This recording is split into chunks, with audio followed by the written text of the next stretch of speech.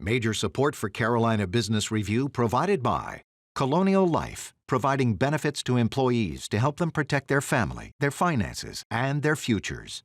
High Point University, the premier life skills university, focused on preparing students for the world as it is going to be.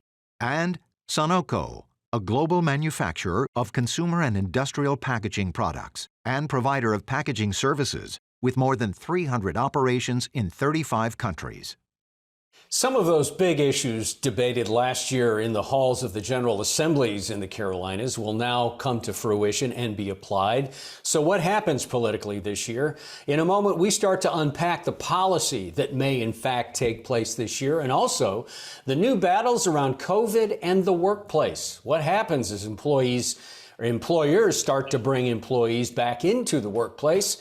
And then later on, she is the mayor of the largest city in both Carolinas. The mayor of Charlotte, Lyles, will join us again, talking about a $250 million racial equity initiative. It all starts right now. Gratefully acknowledging support by Martin Marietta, a leading provider of natural resource-based building materials, providing the foundation upon which our communities improve and grow. Blue Cross Blue Shield of South Carolina, an independent licensee of the Blue Cross and Blue Shield Association. Visit us at southcarolinablues.com. The Duke Endowment, a private foundation enriching communities in the Carolinas through higher education, healthcare, rural churches, and children's services. On this edition of Carolina Business Review, Anna Beavon Gravely of NCFREE, Antjuan Seawright from Blueprint Strategy, and special guest, Mayor Lyles from the City of Charlotte.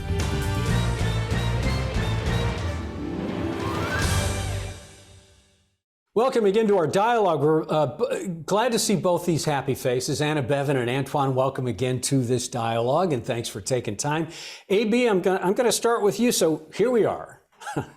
New legislative sessions, new priorities, or are they? What do you think is going to be job one this year for the General Assembly and for policy in general? Anna Beavon, I'll start with you. Yeah, I think at where we stand right now, redistricting, getting that handled, figuring out what the maps are. If we're going to keep the maps that were drawn in November, late November, or if we're going to shift to new maps, that's really top of mind for a lot of people, because we can't really let any dust start to settle on our election cycle until we get redistricting. Should that be the number one topic when we talk about policy that impacts people's lives? Probably not. There are a lot of things that are left over from the session that never ended that are going to be picked up in short sessions. Yeah, absolutely. In North Carolina, we continue to go on and on and on. Yeah. Antjuan, what do you think? Well, the dates may have changed, but the issues remain the same. I think the same issues that were an issue 5 years ago, sadly and consequently, are the same issues of today. The only difference, I think, this upcoming session, of course, redistricting will have a big impact on that, but the political environment, I think overall the temperature will determine how aggressive or not so aggressive they deal with the issues. And make no mistake, quality of life issues are still going to be the order of the day, whether it's in South Carolina, North Carolina, or anywhere. And I think we cannot fool ourselves or hoodwink ourselves to think that it will not be. I think the one thing this pandemic has taught us is that access to affordable quality healthcare and access to broadband and education, those three things have to be top of mind, or else the cookie crumbles both in North Carolina and in South Carolina. Yeah, Anna Beavon, and you bring up a good point, Antjuan, around the idea of education. It seems like education is so complex, so wide, so deep, and the pandemic, of course, has exacerbated that issue. But this issue of broadband, Anna Beavon, in North Carolina, with 100 counties, and so many of them rural, and it's the same for the Palmetto State, but what we have found out by doing this program and doing research and talking to folks in the know is the bottleneck for broadband comes down to simply arranging and agreeing for broadband to be able to use utility poles, and that's where it stops. You would think that that would be not easy, but certainly simple to work through. No? You would think. I think there's a little bit going on in the background when we talk about broadband. Is that considered a new type of infrastructure? There are, like, when we talk about infrastructure, we usually think through roads and bridges. But does that now include broadband? Because so many people are working at home. I can't imagine living life without the internet. I mean, we're doing this show via Zoom. And so many programs have been done on an educational basis for their audience by Zoom. And so when we talk through infrastructure and we talk through broadband, I think those two concepts need to be blended together. And I think that the General Assembly and their collaborators are trying to come to a consensus on what that looks like. Antjuan, in South Carolina, and I may have this statistic wrong, and I know you're going to know this, but there has been 50% turnover in teachers in the public school systems. Is that right? And is that sustainable? And what kind of crisis does that spell? Well, it's a crisis that I think we all should be saying our prayers about, because I don't know a more consequential profession than teachers. They prepare the lawyers, the doctors, the politicians. They prepare everyone for whatever the next step in life may be. But the issue of education is not just around sustaining teachers, it's about the recruitment of teachers. And if the General Assembly and the General Assemblies do not get it right on this question of how we pay them and how we ultimately treat them in the classroom, whether it's making sure they have what they need from a safety perspective as we still meddle our way through whatever this pandemic may look like, or just making sure they have resources to make sure they can prepare our children to compete in an ever-changing global society. But Chris, I want to go back to one thing you said about the issue of broadband, because I think broadband is what electricity was to the 20th century. Broadband is that for the 21st century. And when the conversation around access to the internet started, the internet was called the information superhighway. So when my dear friend Anna talks about whether broadband is considered traditional infrastructure in 2021, 2022, absolutely, because we cannot get down the highway without having broadband be accessible. The trick for North Carolina, South Carolina, and states all across the country is not only whether it's accessible, but whether it's affordable or not. And you can have access to broadband, but if communities like the ones I come from and the ones I grew up in, and so many people I know, if the internet is not affordable, it doesn't make a difference, and it doesn't mean a damn thing if it's accessible. I was just 30 seconds on this, Anna Beavon. The idea that North Carolina in the last session committed $1 billion to broadband. You've got everyone singing out of the same page in the hymnal, at least. Yeah. Would you expect in 2022 that broadband will actually get traction about getting deployed? Man, that is a really difficult question to ask, because I would have said that the maps would have stuck and we would not be postponing our primary. So North Carolina politics is a whole different ballgame. Okay. But with regards to the fact that there's been a very serious commitment to the amount of money that's put behind broadband, it's been a conversation that's been going on in both chambers by both parties for like a good chunk of this decade. I think I am willing to say that is the best likelihood that will happen. It will be a positive outcome. Okay. All right. That's the last word on that, at least for now. We got about 3 minutes. Let's shift to employers and COVID. Antjuan, it looks like many large employers now have reached the date of repopulating work sites. Not everyone, but a lot have put January or mid-January or the 1st or the 30th and subsequent dates as being the time to bring workers back in as companies, both large and small, start to repatriate people into the workforce. Two things are emerging: a hybrid work model, whatever that looks like. And then the second part of that is compensation. How will employment compensation change if you're working remotely as well as in the office? How do you come down on that? What do you think is going to happen here? Well, there's some industries to where a hybrid work model does not work. When you have your real frontline soldiers, there is no such thing as working from home. They have to be on the front line, blocking and tackling every single day. this pandemic has taught us is that the tectonic plates have shifted. And so what was will no longer be what is. And I think the workforce is going to have to recalibrate itself and make some adjustments along the way. Here's the tricky part, I think, for all of us to understand is, what does that mean for the working family? What does that mean for childcare? What does that mean for a two-parent system? What does that mean for the mom who's working two jobs? Forget about trying to make ends meet, putting two ends together, hoping they meet. And I think that's what large companies are going to ask themselves: what can we do, or what are we going to have to do to meet our employees where we are? Mm-hmm. Because a happy employee is a hard-working employee. Mm-hmm. Mm-hmm. Anna, Beavon? Yeah, I definitely think that there is going to be a larger conversation about what can we do as employers for those people who are coming in, and including greater benefits. Mm-hmm. And so I think that's the conversation, not necessarily, I would urge that it go away from your pay compensation, but really more on the benefits side of compensation.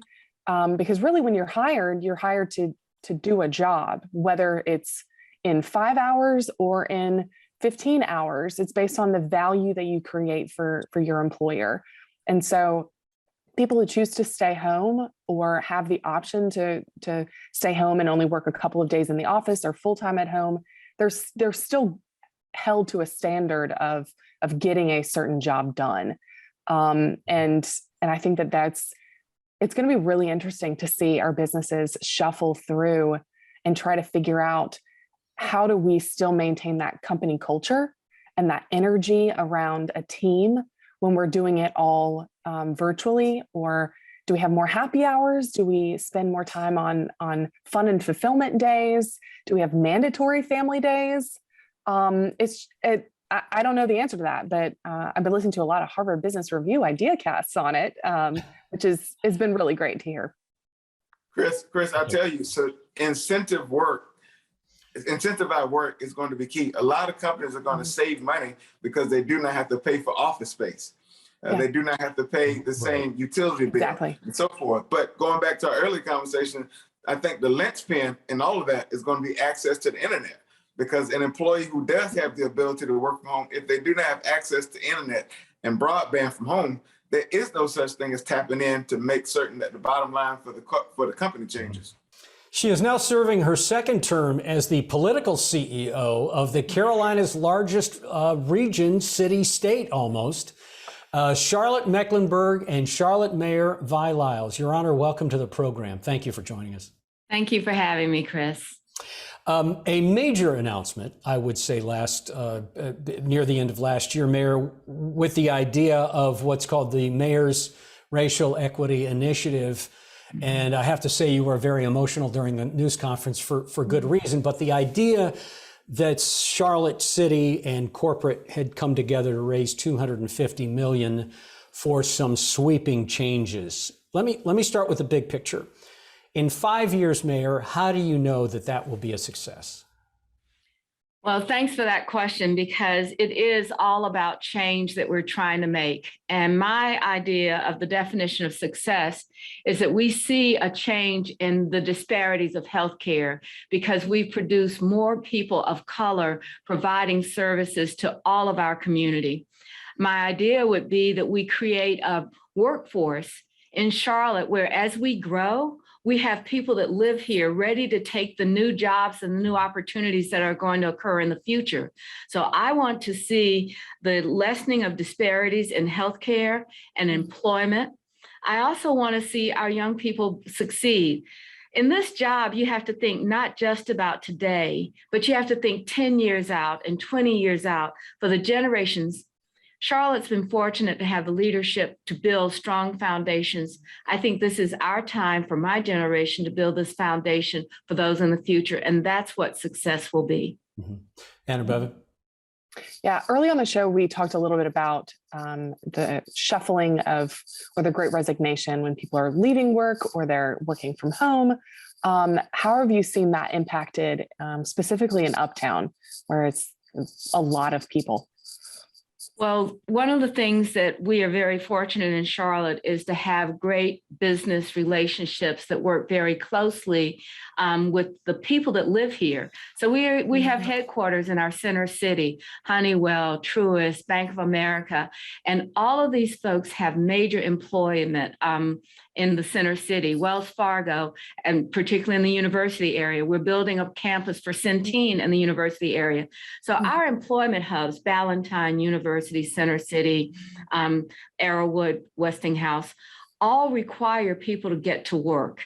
And when I think about what's going to be happening, we've had the conversation about, do we see people coming back in waves? How does it impact transit? How does it impact small businesses? I don't think that we have a firm answer yet. Every business and corporation in our center city is creating a workforce plan. And they're doing it based upon their culture and their needs. And I think the thing that I admire most about their planning is the flexibility to keep people coming in, to determine who's going to be available, who can come in, and if there's some obstacle or challenge to people getting there, how do we help with transportation, bus transportation? How do we ensure that government is doing our part to make it easy for people to come back? A lot of this is just about vaccination. And, you know, the CDC guidelines say get vaccinated, and then let's get back to what the new normal is going to be. Antjuan. Madam Mayor, in yoga, we're taught three things. We're taught to make adjustments, be flexible, and to be intentional with every breath. In your role as the political CEO of Charlotte, as Chris laid out, what does the future of Charlotte look like, knowing that gentrification, affordable housing, access to the internet, education, human infrastructure investments are not going to be not only critical, but consequential? What does the future of the Queen City look like, ran by a queen that I know? Well, you were being very kind, Antjuan. You know, Antjuan and I grew up in the same city, Columbia, South Carolina. And I was fortunate enough to get to Charlotte, but he's fortunate enough to stay in Columbia and DC and all other places. So what does Charlotte's future look like? I think we all are using the best data that we have, the best thinking that we have, but we know that Charlotte, it's over 800,000 people. We're expecting to grow an additional 200,000 people in the next decade. So that's the size of the city of Greensboro or Asheville. Just think about putting it right down in the middle of our city. With that growth. So what we have to do is focus on what kind of quality of life is necessary for an additional 200,000 people. So we've adopted a comprehensive land use plan, what we call our 2040 plan, that allows for more density. And we're trying to figure out affordability for housing, gentrification, displacement, all of that. The second thing that we're working on is a transformational mobility plan. We all know climate change is real, and I want to say that because we've seen the impact of weather incidents in North Carolina, over 40 plus incidents this past year, and just look at what's happening across the country. So we believe that we can impact climate change most by changing government's role in transportation, creating real access to a reliable and consistent public transportation system, which means a rail trail line being constructed, getting more vehicles off the road, dealing with congestion in a way to make it easier using technology to get people through the city. But our whole focus is making sure that we have affordable housing, we have an adequate transportation system, because we believe that that's how we can contribute to quality of life. Mayor, we've talked around it, but you've also mentioned the idea of not just the transit plan in Charlotte, the $13.5 billion, but the Plan 2040, the Plan 2030. How do you Charlotte has been typically, for decades, Charlotte was, you went to a handful of folks and you got stuff done. Charlotte is much more decentralized now, much more expansive. How do you include everyone around the table on all of these issues that any single one is going to could be incendiary? But I mean, how do you bring to bear your best talents to make sure everyone is heard, but the best ideas bubble up to the top? You know, I mentioned the idea of leadership and its foundation. Charlotte has had the fortune to think about this as our role in the region, to two-state solution to many things. And so that didn't start with me. I mean, you know, when we talk about the Metropolitan Transit Commission, that was formed by Pat McCrory. It includes all of the mayors inside of our county. But even beyond that, we've done planning across the state line in South Carolina, as well as in our surrounding counties. Today, when I go to a Transit Commission meeting, all of the mayors in the communities of the counties surrounding us, Gastonia, Concord, Kannapolis, they participate in those meetings because we realize that Charlotte is only as successful as the places surrounding us. Not everyone can live in Charlotte. We've made 200,000 people, but think about Lincolnton, think about Gastonia, think about Cabarrus. All of these places are growing. So we are working really hard to build opportunities to have unified discussions around very difficult topics and to create options for people and the way that they want to live and the opportunity to get jobs everywhere. So we have the Regional Alliance. We have, we've used our COG. They have worked on our transit plan, being Connect Charlotte. It's all about building out something that works regionally. I always tell people Charlotte is only as successful as the places that surround us. And that's really important to understand as a guiding principle. Mm-hmm. Anna Beavon? So going back to Chris's question and sort of expanding a little bit, how have you seen collaboration change, whether it's positive or negative, pre-COVID to post-COVID? You're in a unique position to be able to experience being mayor in both seasons. So how have you seen that change? Well, I think pre-COVID, we were on a really good place to continue to have both regional engagement and local engagement and building relationships in Washington and Raleigh. And we were able to go and drive someplace and just walk the halls and do things like that. With COVID, that completely changed. And it took, I think, a while for us to get our footing on virtual meetings and how to conduct virtual meetings and how to trust that dialogue, that so much of it is dependent upon building a good relationship. So I think the challenge has been the relationship building in a virtual environment is tougher. You have to be much more deliberate. And again, I think that we will have to continue to figure out how to bring people together and how to communicate in a way that everybody understands but feels like they own the decision making. I think that is our biggest challenge post-COVID. I know that many of us recognize in this country, we've seen a strategic effort on divisiveness. But as I tell people in our community, it doesn't matter your political affiliation. If you're a resident of this region, what really matters, are we helping people be successful in all walks of life and in every opportunity that we can? And I truly believe that we can make that happen if we focus on a new method of collaboration post-COVID, working with our business community, working with our regional governments and organizations and nonprofits that support us. It's really a belief that you have to have when you're the mayor of Charlotte, and I think a mayor of any community. Antjuan, we have about 2 minutes. Mayor Lyles, mayors are the nerve center. They are the main artery in any community. So how do you, as a mayor, deal with trying to convince your colleagues and your region that some of the things you need to do are an investment, not an expense? In particular, as we see funds come down for infrastructure, we see jobs and economic development become even more competitive, and we're now competing in an ever-changing global society. It's no longer competing with our neighbors and our friends to the left or to the right. Well, it's an interesting question. We were fortunate enough to have the Secretary of Transportation, Pete Buttigieg, as well as Vice President Harris come to our city.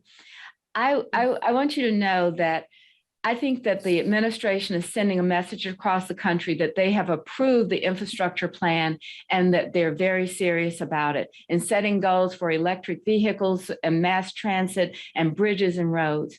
So I think that we have to continue to focus on, if we are sending money into Washington and they are going to have money come into communities, cities and states, that we have to take full advantage of that. We don't want to look at 20 years out and say, why didn't we do more? What I want to say is 20 years out to say we did as much as possible. And that's what I believe working with the administration is important, because we need to have that money come back where local decisions can be made about what the best utilization is for the people that live in our communities. So it's not, Mayor, it's not literally 30 seconds left. It's not if we get those funds, it's rather when we get those funds. That's exactly right. When we get them and how we have the decision-making authority to use them. Okay. Mayor, thank you. We're out of time and of course didn't unpack anything about the arts. Would love to have gone into racial equity initiative a little bit deeper. Maybe you're glad to maybe not have to talk about arts right now, but thank you for joining us. Thanks for your leadership. Best of luck going forward. And of course, all eyes in the region will be watching which way Charlotte goes. Thank you very much for having me. Thank you, Mayor. Antjuan, always nice to see you. Happy New Year. Change the world there, brother, because you're doing it. We're so proud of you. Thank you, man. Thank you. Anna Beavon, as well to you. Thank you and best of luck going forward. Thank you for watching our program. If you have any questions or comments, or you'd like to watch past episodes, it's pretty easy. CarolinaBusinessReview.org. Until next week, I'm Chris William. Happy weekend. Stay healthy. Good night.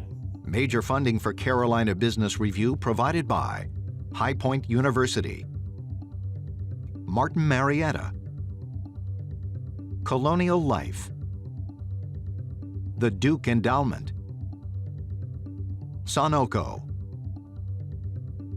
Blue Cross Blue Shield of South Carolina, and by viewers like you. Thank you.